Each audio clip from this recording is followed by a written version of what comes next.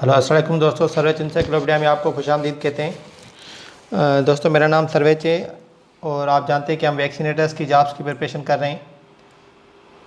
तो अभी तक हमने 23 लेक्चर्स अपलोड कर चुके हैं वैक्सीनेटर्स की जॉब्स के हवाले से। तो 23 लेक्चर के बाद हमने कल मॉक टेस्ट लिया था जिसमें कैंडिडेट्स ने पार्टिसिपेट किया था, जिसने भी रजिस्ट्रेशन करवाई थी और टेस्ट दिया था। तो आज की वीडियो मैं उस हिसाब से बना रहा हूँ कि जो कल हमने मॉक टेस्ट दिया था तो बहुत सारे कैंडिडेट्स जो अपीयर नहीं हुए थे फेसबुक पे, जो व्हाट्सएप ग्रुप्स में और जो यूट्यूब चैनल पे मुझे कमेंट्स आ रही हैं कि वो आप मुझसे हमसे टेस्ट शेयर कर दें, ठीक है। तो मैं वो टेस्ट आपको इस वीडियो में शेयर कर रहा हूँ। उसके साथ साथ मैं आपको आंसर्स भी बताता जाऊँगा। तो जो लोग अपीयर नहीं हुए थे या जो अपीयर हुए थे उनको आंसर्स नहीं पता या उनको की अभी तक नहीं पहुँची, तो वो भी वो आंसर्स नोट करें सारे, ठीक है। तो ये टेस्ट बहुत है इम्पॉर्टेंट है। पहला मॉक टेस्ट हमने लिया है, इससे पहले हमने आईक्यू का एक टेस्ट लिया था जो जिसमें 20 सवाल थे, और आज का टेस्ट में जो हमने कल जो टेस्ट ली थी मॉक टेस्ट उसमें 35 क्वेश्चंस थे। तो हर सवाल पे 2 मार्क्स थी। और उसके अलावा जो उसका टॉपिक था वो टारगेटेड डिजीज़ ऑफ ईपीआई था, ठीक है। टारगेटेड डिजीज़ मतलब हदफी अमराज जो होते हैं ईपीआई के, जो एलिमिन है वो हमने डिस्कस कर चुके हैं। उस पर हम लेक्चर्स भी बना चुके हैं ऑलरेडी। और जो लोग हमसे मतलब हम हमारे पास पढ़ते हैं वो उनको पता होता है कि कौन सी डिजीज़ होती है और कहाँ पे वैक्सीन कौन सी होती है, ठीक है। तो ये सारी टेस्ट उस हवाले से थी। टेस्ट के सॉल्यूशन पे जाने से पहले मैं आपको जो जिन लोगों ने टॉप की थी उसकी मैं लिस्ट आपको शो कर रहा हूँ।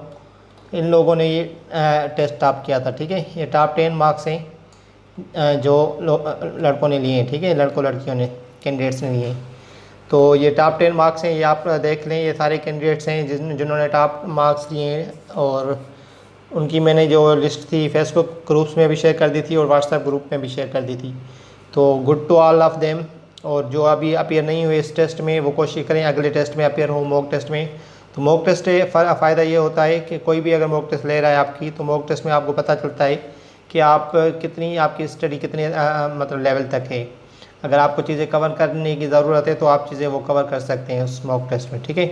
उसके बाद तो ये आज हम पहला मॉक टेस्ट था। उसके बाद जो अगला मॉक टेस्ट होगा वो लेक्चर नंबर 30 के बाद होगा। ये नोट करने था रहे, लेक्चर नंबर 30 के बाद होगा टेस्ट, मॉक टेस्ट। उसके बाद हम क्या करेंगे, 23 के बाद हम 7 लेक्चर और वैक्सीनेशन से रिलेटेड हम करेंगे। उसके बाद हम मॉक टेस्ट दूसरा लेंगे, ठीक है। तो वैक्सीनेशन का पोर्शन 30 लेक्चर्स पर कंप्लीट हो जाएगा। तो आइए चलते हैं मॉक टेस्ट की तरफ, उसकी सॉल्यूशन की तरफ। तो दोस्तों ये देखें, ये vaccinator jobs mock test 1 targeted diseases of EPI 35 question थे, टोटल मार्क्स थी 70। तो टाइम हमने रखा था 45 मिनट्स। अगर आपको भी ये टेस्ट सॉल्व करना है तो आप एक चीज़ कर लें, आप अपने पास कोई पेन या और पेपर रख लें। जो मैं अभी अब आपसे सवाल शेयर कर दूंगा उस पर मैं 5 सेकंड या 10 सेकंड की ब्रेक लूँगा सवाल पढ़ने के बाद। अगर आपको सवाल आता है तो आप वो ABC लिखते जाएं, ठीक है।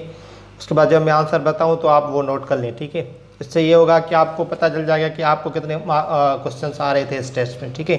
तो 35 क्वेश्चन से आपके पास अगर पेन है और पेज है तो वो अपने पास रखें, और आप अपने आंसर जो आपको पता है, जो आपको अपने हिसाब से आते हैं कि ये आंसर इसका होगा, ये होगा, ये होगा, भी होगा, वो नोट करते जाएं। जब मैं आंसर बताता जाऊँ तो आप वो उसको टिक मार्क कर दें या क्रॉस लगा दें अगर गलत है तो आपको इससे पता चल जाएगा कि 35 क्वेश्चन में से आपके कितने मार्क्स आए हैं, ठीक है। आइए चलते हैं। हेपेटाइटिस बी एक देश की बीमारी है। इसमें देखें ये 4 ऑप्शन है, दिल, जिगर, कान या नाक की। इसका राइट ऑप्शन आप लिख लें और मैं आपको बता रहा हूँ इसका राइट ऑप्शन क्या होगा।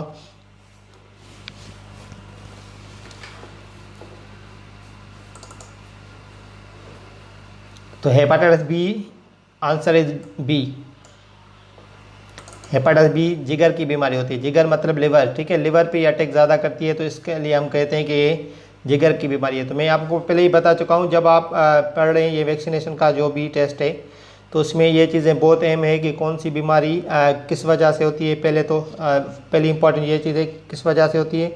उसके बाद है कि कौन से जिस्म का जो कौन सा पार्ट है उस पर अटैक करती है, ठीक है। और जब वो बीमारी होती है तो उसकी वैक्सीन जो होती है तो वो कौन सी होती है, उसका नाम क्या होता है, वैक्सीन कब होती है और कैसे लगती है। ये सारे जो अहम सवाल आते हैं वो मैं आपसे पहले भी डिस्कस कर चुका हूँ। ये चीज़ें आपको सारी बीमारियों की आनी चाहिए, ठीक है। तो पहले का क्वेश्चन का आंसर था बी। और दूसरा क्वेश्चन है HIV बैक्टीरिया से कौन सी बीमारी होती है। ठीक है, HIV बैक्टीरिया से कौन सी बीमारी होती है। ऑप्शंस देखें, ये खनाक है, हेपेटाइटिस बी है, स्ट्रेप्टोकोकस निमोनिया है, या गर्दन तोड़ बुखार है। ठीक है, तो इसका आप आंसर नोट कर लें अपने पास। मैं आंसर आपको 30 सेकंड में बताऊंगा।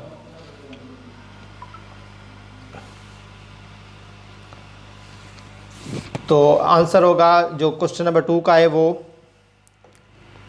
डी होगा, गर्दन तोड़ बुखार और मेनिंजाइटिस। ठीक है, क्योंकि HIV बैक्टीरिया से गर्दन तोड़ बुखार होता है और इसकी जो वैक्सीनेशन होती है वो पेंटावेलेंट होती है। ठीक है, ये भी आप नोट कर लें। उसके बाद क्वेश्चन नंबर 3 है, BCG वैक्सीन कैसे लगाई जाती है। ये आपको रूट पूछ रहा है। रूट आपको हर वैक्सीन का आना चाहिए कि इंट्राडर्मल है, इंट्रामस्कुलर है, इंट्रा सब्टिक्यूनस है।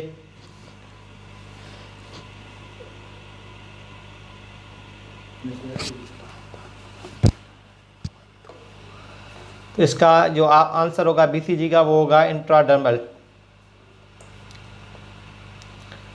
इंट्राडर्मल एक ही वैक्सीन है जो कि BCG होती है, वो इंट्राडर्मल लगती है। बाकी जो वैक्सीन होती है वो या तो इंट्रामस्कुलर लगती है या तो सब्टिक्यूनस लगती है। तो BCG का जो रूट होता है वो इंट्राडर्मल होता है। ये बहुत अहम सवाल है। ये इंट्राडर्मल और इंट्रामस्कुलर सब्टिक्यूनस ये क्या है, हम ये अगले लेक्चर में इंशाल्लाह डिस्कस करेंगे। और उसके अलावा जो हम अभी तक डिस्कस कर चुके हैं लेक्चर्स वो बहुत इंपॉर्टेंट थे, और आगे भी जो लेक्चर्स साथ होंगे वो भी इंपॉर्टेंट है। ठीक है, तो क्वेश्चन ही आप नोट करते जाएँ। क्वेश्चन नंबर 4 का भी आप देख लें आंसर क्या है।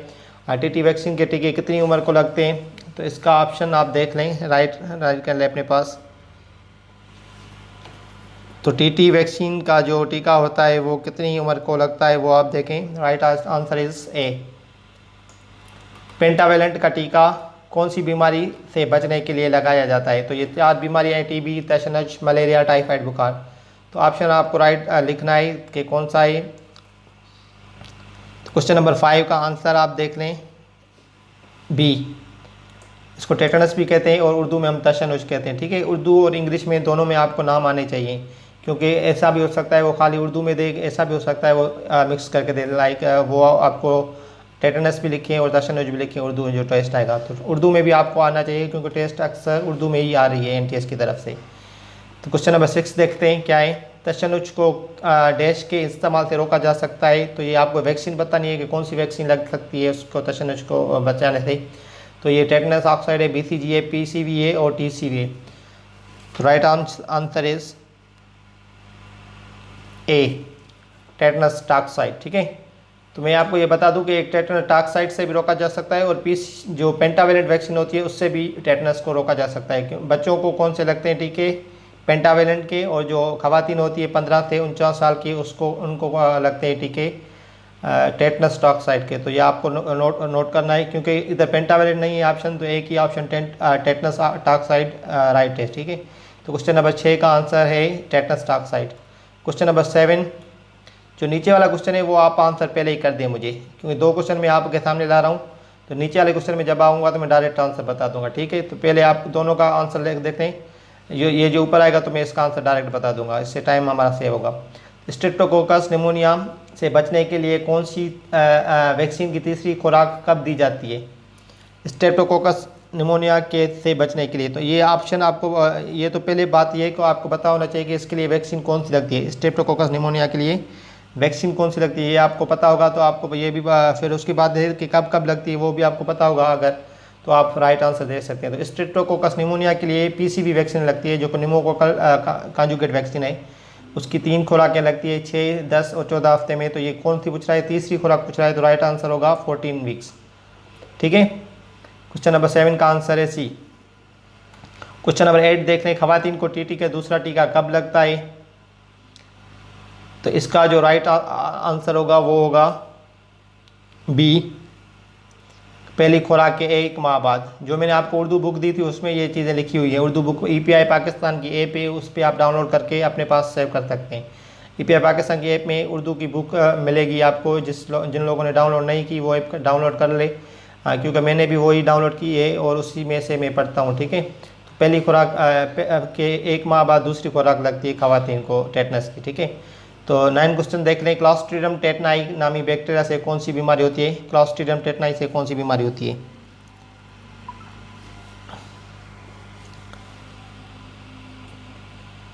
तो इससे होती है तशनुज। जिसको हम टेटनस कहते हैं, क्लॉस्ट्रीडियम टेटनाई बैक्टीरियाई जिससे तशन्नुज होता है, तशन्नुज मतलब टेटनस। ठीक है। क्वेश्चन नंबर 10 देख लें। खसरा बीमारी में कितने दिनों में चेहरे और ऊपर सारे जिस्म में सुर्ख रंग के दाने दायर होते हैं? 10 क्वेश्चन। तो इसका जो राइट आंसर होगा वो सी होगा, तीसरे से 7वें दिन। ठीक है, तीसरे से 7वें दिन ये ज़ाहिर होना शुरू हो जाते हैं। तो ये आंसर्स जो आपको पता चलेंगे उधर से बुक में से। ठीक है। पेंटावेलेंट वैक्सीन कितने वैक्सीनों का मुरक्कब है? मुरक्कब मतलब वो कितनी वैक्सीनों से बनी हुई है? इसके ऑप्शंस आप देख लें, 4, 5 या 6 या 7। तो राइट आंसर इसका होगा 5। पेंटावेलेंट 5 वैक्सीनों का मुरक्कब होता है, इसमें 5 वैक्सीन शामिल होती हैं। इसके बाद क्वेश्चन नंबर 12, पोलियो से बचने के लिए ओपीवी की कितनी खुराकें या डोजेस दिए जाते हैं? ये आपको हर बीमारी की आप पता होना चाहिए कि कौन सी बीमारी के लिए कितने डोज लगाए जाते हैं, जस्ट पोलियो का नहीं। तो पोलियो की ओपीवी जो वैक्सीन होती है वो ओरल पोलियो वैक्सीन होती है, वो पिलाई जाने वाली वैक्सीन होती है, जो पिलाते हैं। तो उनके 4 डोजेज होते हैं। ये मैं आपको पहले शेड्यूल में जो ईपीआई का शेड्यूल था कंप्लीट, उसमें डिस्कस कर चुके हैं हम। तो 4 डोजेज होते हैं ओपीवी के। तशन्नुज कौन से बैक्टीरिया की वजह से होता है? ये आपको ऊपर में डिस्कस कर चुका हूँ, वो उसका आंसर राइट होगा क्लॉस्ट्रीडियम टेटनाई।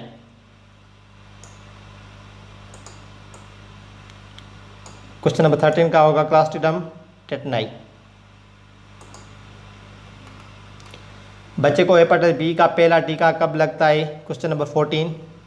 तो पहला टीका लगता है, आपसे मैंने बताया था कि हेपेटाइटिस एक तो पेंटावेलेंट में होती है, पेंटावेलेंट के थ्रू रोकी जा सकती है।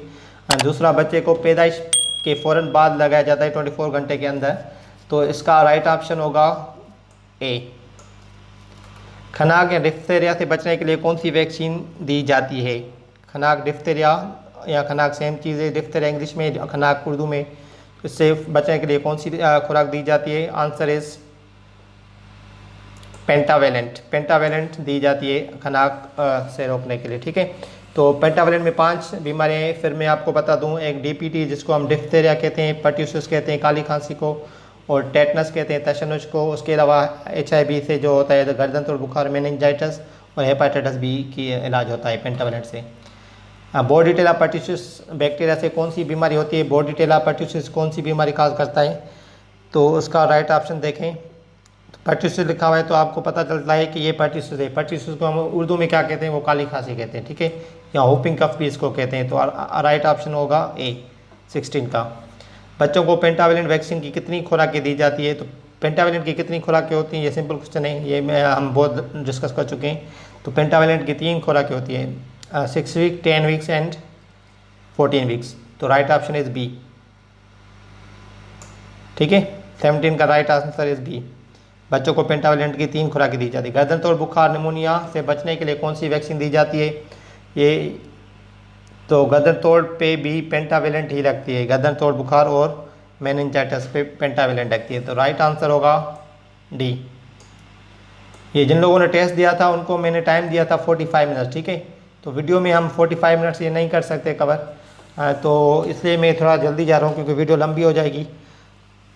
मीजल्स की पहली खुराक बच्चों को कब दी जाती है? मीजल्स की खुराक पहली कब दी जाती है? आप अपना नोट कर लें आंसर। क्वेश्चन नंबर 19 है ये। तो मीजल्स की कितनी खुराकें दी जाती है? टोटल 2 खुराकें दी जाती है, जिसमें से पहली खुराक दी जाती है 9 माह में। इसमें पहली खुराक कब दी जाती है? 9 माह में। तो राइट आंसर क्या होगा? सी। दूसरी खुराक 15 माह में दी जाती है। ठीक है। बच्चों को तशन्नुज से बचने के लिए कौन सी वैक्सीन दी जाती है? अगेन पेंटावेलेंट, तशन्नुज से भी पेंटावेलेंट ही लगती है। उससे क्या कहते हैं, गर्दन तोड़ बुखार से भी पेंटावेलेंट लगती है। पेंटावेलेंट मैंने आपको बताया था कि 5 बीमारियों को लगते हैं, बचने के लिए लगती है। पेंटावेलेंट वैक्सीन का तीसरा टीका कब लगता है? अगेन पेंटावेलेंट का ये सवाल है, तो 14 वीक्स में पेंटावेलेंट का तीसरा टीका लगता है। क्वेश्चन नंबर 21 का आंसर। क्वेश्चन नंबर 22, इनमें से कौन सी बीमारी में आंखें सफ़ेद हो जाती है? आपको ऑप्शन 4 दिए गए हैं, काली खांसी, खनाक, हेपेटाइटिस बी और दस्त, तारे डायरिया जिसको हम कहते हैं। तो राइट आंसर होगा सी।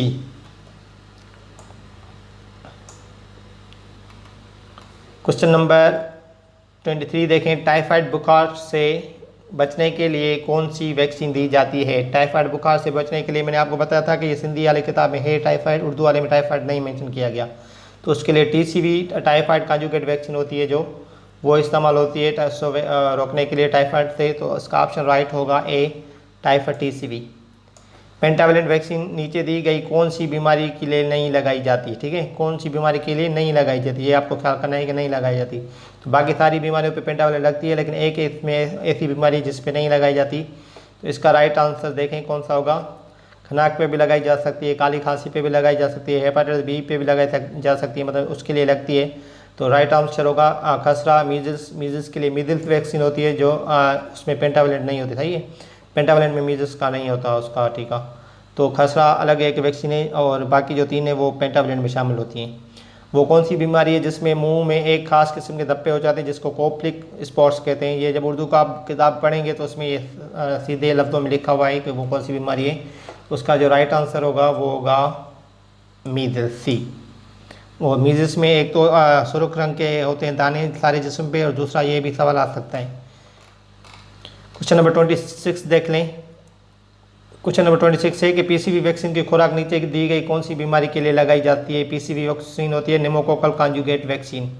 तो वो गर्दन तोड़ बुखार और निमोनिया के लिए नहीं लगाई जाती। मैं आपको बता दूं गर्दन तोड़ बुखार के लिए पेंटावलेंट इस्तेमाल होती है, और स्ट्रेप्टोकोकस निमोनिया जो है उसके लिए PCV इस्तेमाल होती है, ठीक है।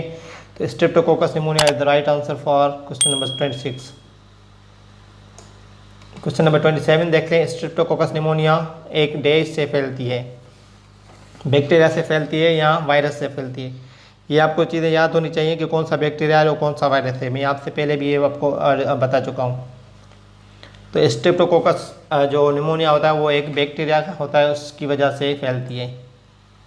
27 का राइट आंसर ए होगा। रोटा वायरस वैक्सीन कौन से मर्ज से बचने के लिए दी जाती है। राइट आंसर होगा डी, दस्त से साल से बचने के लिए। निमोकोकल वैक्सीन की दूसरी खुराक कब लगती है। निमोकोकल अगेन 6, 10, 14 वीक्स निमोकोकल का PCV का जो डोज होता है वो दूसरी खुराक अगर पूछ रहा है तो दूसरी 10 हफ्ते में होगी, तो बी आंसर होगा, ठीक है। क्वेश्चन नंबर 30 देखें। दस्त से साल से बचने के लिए वैक्सीन की कितनी खुराकें दी जाती है। तो दस्त से साल से बचने के लिए पहली बात तो आपको ये पता होना चाहिए कि वैक्सीन लगती कौन सी है, ठीक है। तो अगर आपको ये पता है कि कौन सी वैक्सीन लगती है तो फिर आपको पता लग जाएगा कि कितनी दफ़ा लगती है, ठीक है। तो दस्त साल से बचने के लिए रोटा वायरस लगती है। रोटा वायरस 2 टाइम लगती है जो 6 हफ्ते और 10 हफ्ते की उम्र में लगती है। तो 2 खुराकें ही लगती है, तो आंसर होगा बी, 30 का आंसर होगा बी, ठीक है। क्वेश्चन नंबर 31 देखें। IPV एक डैश वैक्सीन है, तो इंट्रामस्कुलर इंट्राडर्मल सब्टिक्यूनस। तो मैंने आपको बता दिया है कि एक ही वैक्सीन इंट्राडर्मल है, वो है BCG। उसके अलावा इंट्रामस्कुलर वैक्सीन से ज़्यादातर और एक सब्टिक्यूनस भी है। तो IPV जो होती है वो इंट्रामस्कुलर होती है, वो मसल्स में लगाई जाती है, अजलाती जिसको हम कहते हैं उर्दू में।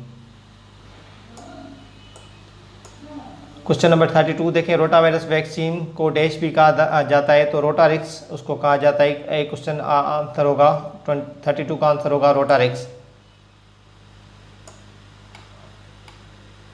टाइफाइड बुखार कौन से बैक्टीरिया की वजह से होता है। टाइफाइड बुखार कौन से बैक्टीरिया की वजह से होता है। तो आप ऑप्शन देख लें। क्लॉस्ट्रिडियम टाइफाई, सोलमिना टाइफाई, कुराइनीबैक्टीरियम टाइफाई या माइकोबैक्टीरियम टाइफाई।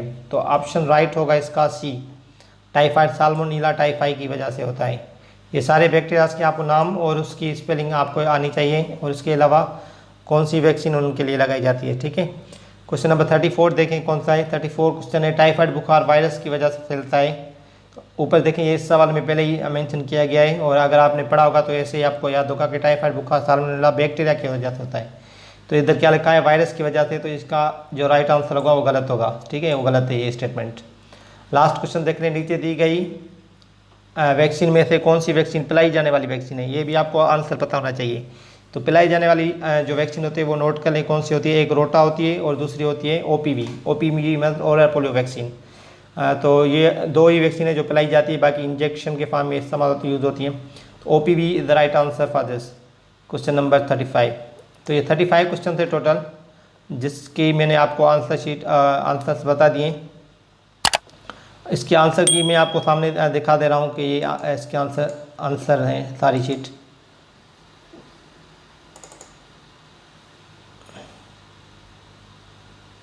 ये देखें इसके आंसर्स हैं सारी जो टेस्ट थी 35 क्वेश्चन हैं। अगर आपके पास वो टेस्ट है, अभी तक मॉक टेस्ट मेरा है, जिन लोगों ने अटैम्प्ट किया था तो ये आंसर स्क्रीनशॉट करके अपने पास सेव कर लें और आप टिक मार्क भी कर सकते हैं अपनी जो आपके पास मॉक टेस्ट है। तो मॉक टेस्ट वो लोग देते हैं जो रजिस्टर होते हैं हमारे पास। अगर आपको रजिस्टर होना है तो आप फेसबुक व्हाट्सएप पे थोड़ी मैसेज करें और आपने आपको रजिस्टर करवाए, उसकी थोड़ी सी फ़ीस होती है वो हम लेते हैं, उसमें हम रजिस्टर करते हैं मॉक टेस्ट के लिए। अगर आपको व्हाट्सएप ग्रुप के पेड ग्रुप्स में ऐड होना है तो उसके लिए भी एक फ़ीस है, थोड़ी सी फीस है, वो आपको अगर आप पेड कर सकते हैं तो उसमें हम नोट्स वगैरह डेली के बेसिस पे और वीडियोज़ इंशाल्लाह डालना मंडे से शुरू कर देंगे।